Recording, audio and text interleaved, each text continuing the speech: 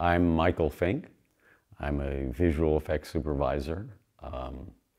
Started supervising in 1982, so it's now 42 years of doing that. Starting back in the old days, Star Trek the Motion Picture, Blade Runner, One from the Heart for Francis Coppola, and then on through War Games, which was my first supervising credit.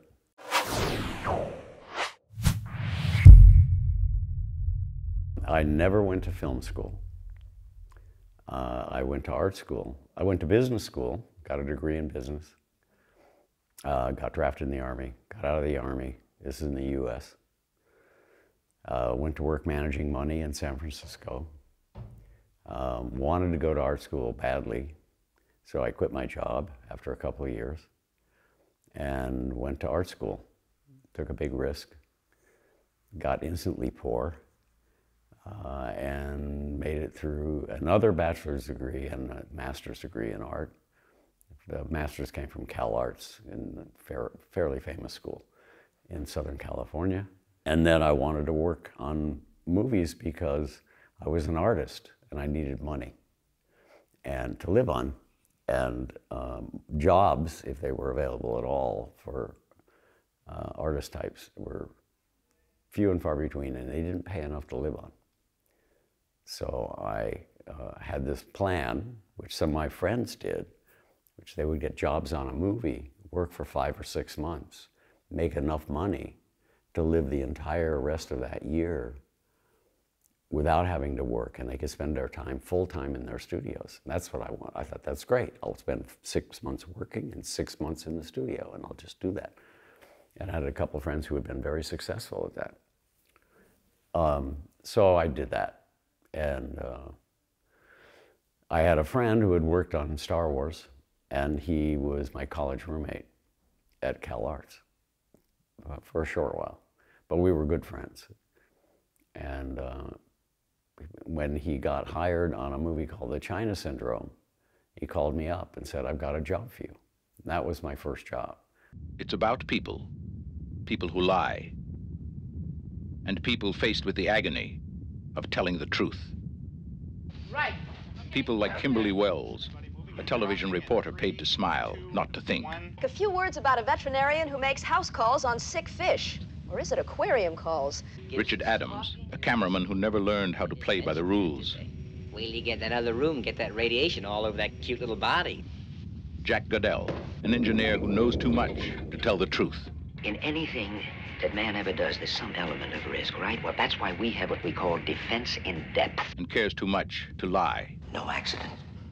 So I got my first job working 5 months. I didn't quite make it to 6. It was good. I made a lot of money because I was working 100 to 130 hours a week. It was, you know, I was young and I was in great shape. So it wasn't a problem, you know. I could do that.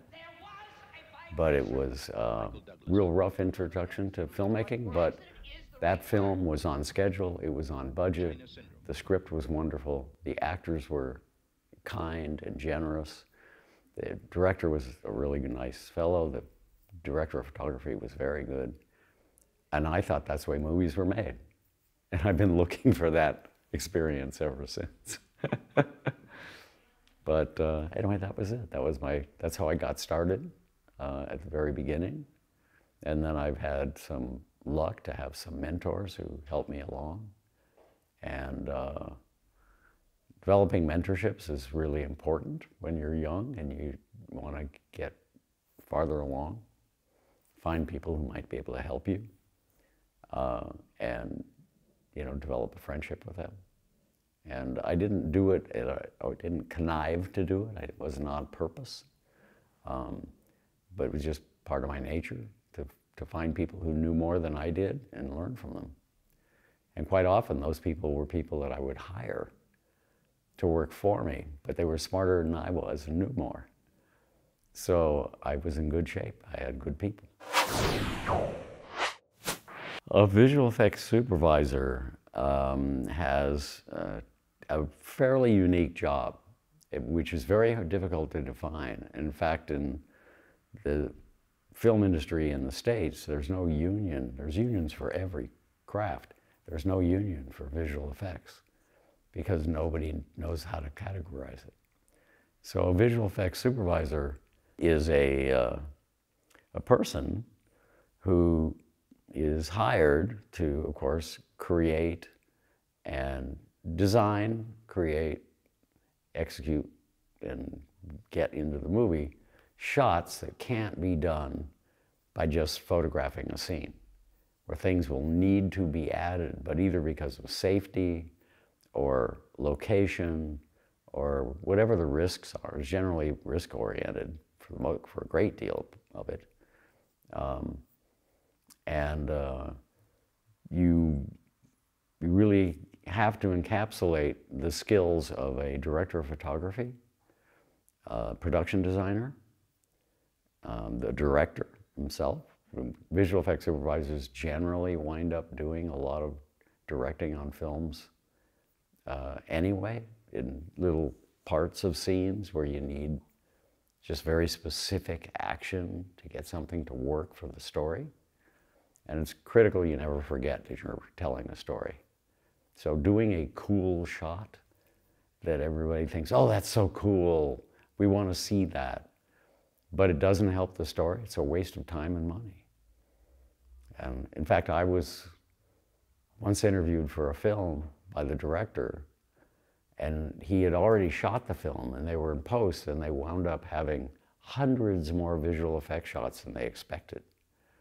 And so they suddenly realized they needed somebody to come in and get it organized and figure out what to do. And that turned out to be me. But he interviewed me and showed me a rough cut of the film because it had been finished. It's not done, but it was on its way. It was in post. And he asked me a question, which really wasn't a visual effects question, about a particular scene. And I realized after the interview that he was asking me the question because it was really an editorial question, like, how do I tell the story better? And that's essentially what he said, I'm just not happy with this. And he showed it to me with the editor, and they both said, we don't know, maybe you have an idea. And to me, it was real obvious what they needed to do, and there was one cut too many. And they take that cut out, and the scene was going to flow, and it told a great story. And so I said that, and they said, okay, you're hired. And that was it. Because he wanted to make sure I wasn't just a technical person. People think we're technical people. We are not. We're not that, but we have a whole side of our brain which comes from the art side. And I've benefited from that education my entire career. The computer stuff you can learn, and I started learning computer stuff when I was in business school. I learned how to program when I was 18, 19 years old in 1962, 63. Used that to write the payroll program for the college where I went to school because they got a gift of a computer and didn't know what to do with it. And somebody said, we could calculate our payroll on it. Let's get somebody to write that code. So I came in and wrote it as a 19-year-old student. It wasn't that I wasn't knowledgeable a bit about computers, but I'm not a computer scientist. I probably think it would have helped if I had done that too, but then I would have to stay in school for another few years, and I was getting older. I couldn't. I was in a hurry. And of course, my goal at the beginning was to be an artist, not to be a filmmaker. But I worked on that first film, the very first day on that film, and I showed up at 6 o'clock in the morning and had a wonderful conversation with the production designer about this set that we had to build and what we had to make it do. And he said, I'm going to rely on you to take care of all this because I don't even know how to begin to design this kind of a set. And I understand you do. And I said, yeah. And I didn't, of course, but I felt perfectly confident that I could do it. It was not, the design aspects were not difficult. We knew what nuclear reactor control rooms looked like, and we had photographs of them. And we had photographs in detail of all of the parts that goes into building that room. And our job, my friend who hired me and another friend of mine named Richard Hollander, the three of us, our job was to, first of all, it was the end of 1977, beginning of 78. So we're talking about the dark ages in terms of computers. And we had to build a computer to simulate a nuclear reactor. So when the actors were on the set and they flipped a switch to make the reactor do something, that switch flipping would send an interrupt to whatever routine the computer was running and start a whole cascade of events that were true to life. And in that case, the filmmakers were very worried that if they didn't have it right, then the nuclear industry was going to come down on them for not being truthful about how they worked. And we got some 3 no longer working nuclear engineers, and they came in and consulted with me and Richard, who was writing the basic code to make the computer work. We had to build it, literally, card by card. You buy all the parts. And so Richard's job was to get that computer working and running and to program it to be able to control the set and to simulate the reactor. And then we had a whole list of prompts, and we had specific switches on the set that would actuate the computer, and others were dummies. They didn't do anything. That was my first job. It was so exciting, and it was just so much fun, and I loved it. And I got back to my studio after I finished the film, and I was bored to tears. I was all by myself in this room, and I wasn't doing this creative, collaborative thing. And the collaboration part of it was fantastic. And it made the creative part so much more fun. So, and yeah, it was exhausting, but it was totally worth it. So that was the first one. And I went from there little by little. Today, only a handful of people know what it really means. And they're scared. Doug Trumbull was doing effects for Star Trek. The effects were shared between Doug Trumbull's facility, which became the Entertainment Effects Group, but I can't remember what name it had when we were doing Star Trek, and John Dykstra's facility, which was called at that point Apogee, but John started ILM and did the first Star Wars movie at that facility, and then he kept the facility after the movie ended and named it Apogee and stayed in Los Angeles, didn't go up north with everybody else to ILM. And so it was split between John, Doug, and John. And I worked for Doug. And we worked on the miniature shoot of the Enterprise and the dock for the Enterprise and the, you know, the V'ger effects and I mean, there was a lot of stuff. We shot all the effects in 65, and some people call it 70. And the difference is that 65 is the film stock that you shoot with, but there's no room for a soundtrack. And 70 is wider and has a bit of room for soundtrack. So it's released in 70 millimeter, but it's only the width of the film. It has nothing to do with the quality. And Doug wanted the largest negative. And back then, because we composited optically, we wanted to make sure that we had no grain from one generation to the next as you composited the shots and put all the pieces together to make a scene and a shot, or multiple shots. So you had to work on that to find ways to keep the grain down. And John Dykstra selected shooting everything in VistaVision, which was, you know, cameras that were invented in the 50s, and the film went sideways through the gate. So the negative, every frame was twice the size of the cameras traditionally where the film went vertically. This went sideways. The 65 stuff went vertically, and you can select how many perforations you want to expose by how the mechanism to pull down the film and stop it, and the size of the gate and all that stuff is configured. So we had this huge negative. It was like a little wallet-sized photo. And then that got reduced down to standard, 35 millimeter film in most theaters. Most theaters didn't have 70 millimeter projection. But that meant the grain in that film got reduced. And so the generations were really clean. And Doug was very much not a fan of shooting blue screen.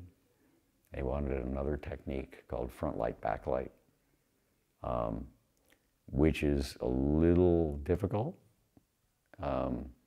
very little touchy. You have to really work to get things right.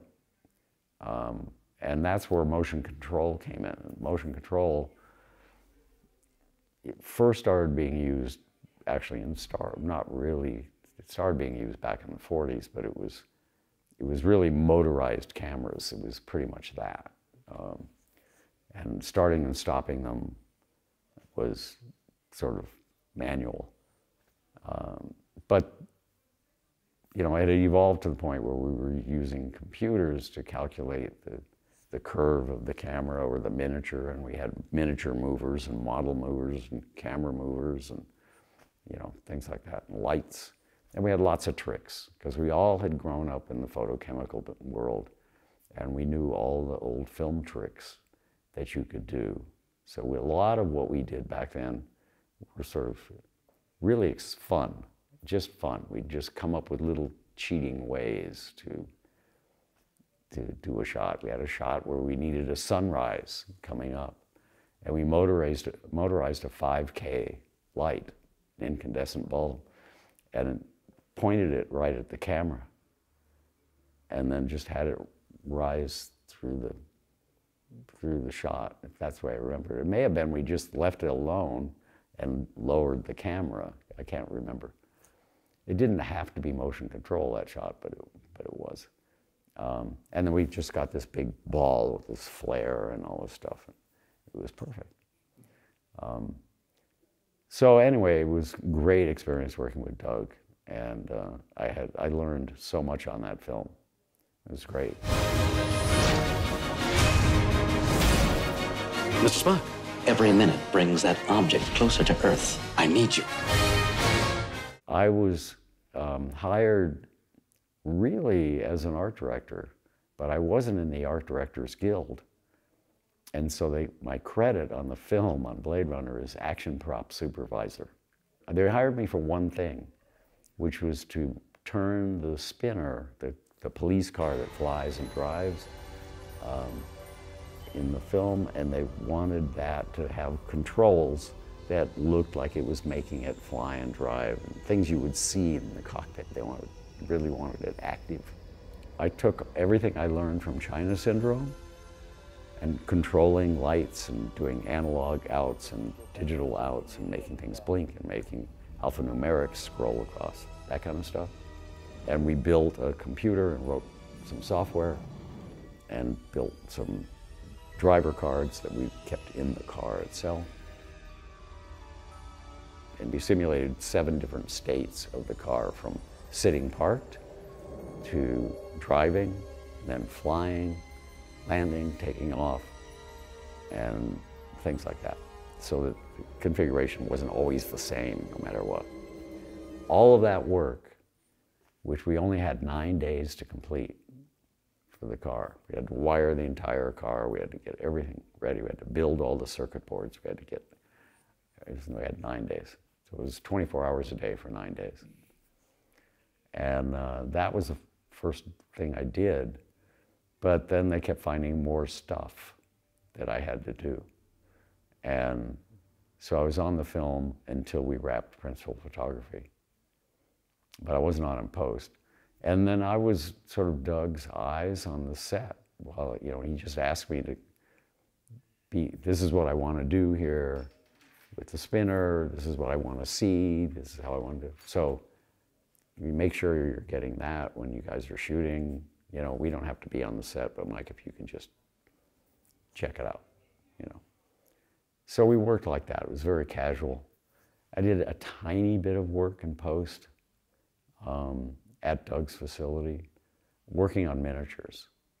And I had developed a pretty high level of skill in working with high voltage electricity.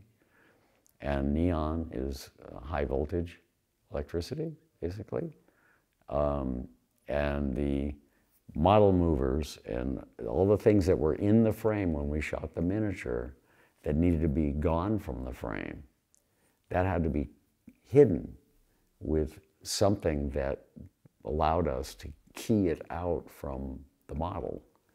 So if we were shooting blue screen, you'd build a blue shroud around the machine, but it had to work as the machine moved, and it had to be, it was actually incredibly complex, but it's a really simple, you look at it and you go, there's nothing to it.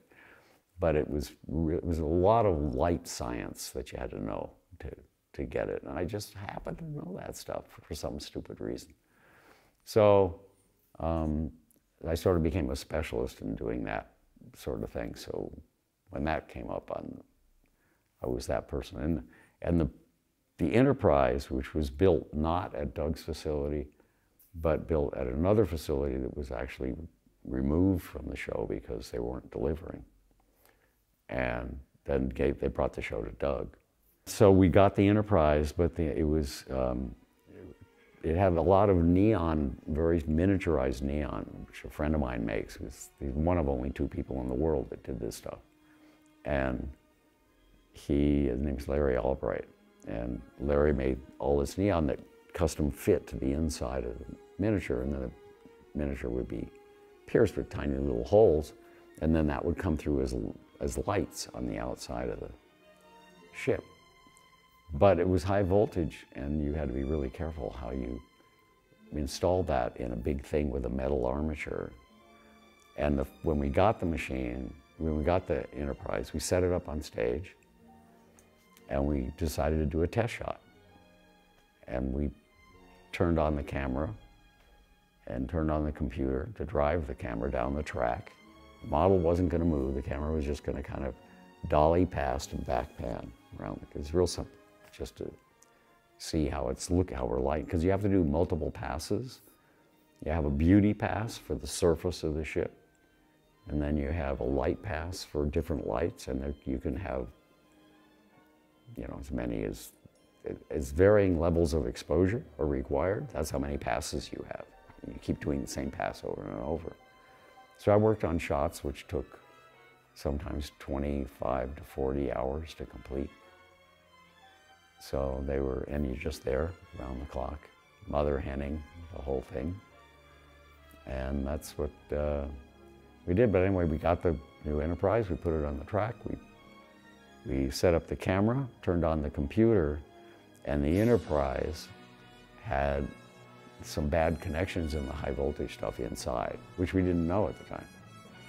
I never anticipated that anybody would be that ignorant of what electricity can do, especially when it's like 9,000 volts and jumps gaps. So it was creating radio waves, and it started broadcasting to the computer, which was not isolated at all. And the camera started flying down the track. And as a matter of fact, it wasn't a backpan. It was just dolling in on the thing, and it was heading straight for the Enterprise. And we had a big red button on the stage, which we'd slam, which would stop everything. And one of the guys went, "Holy!" and he hit the button and it stopped, like about this short of the Enterprise or something. And we went, "Well, we have a problem here." So then there were 3 of us that started working on fixing the problem. We had to take the Enterprise apart. I had to fix all the high voltage stuff, and then we put it back together. That was it. It was, like a lot of these jobs, the hours were ridiculous, but I just loved it. I just loved it. Never missed a minute.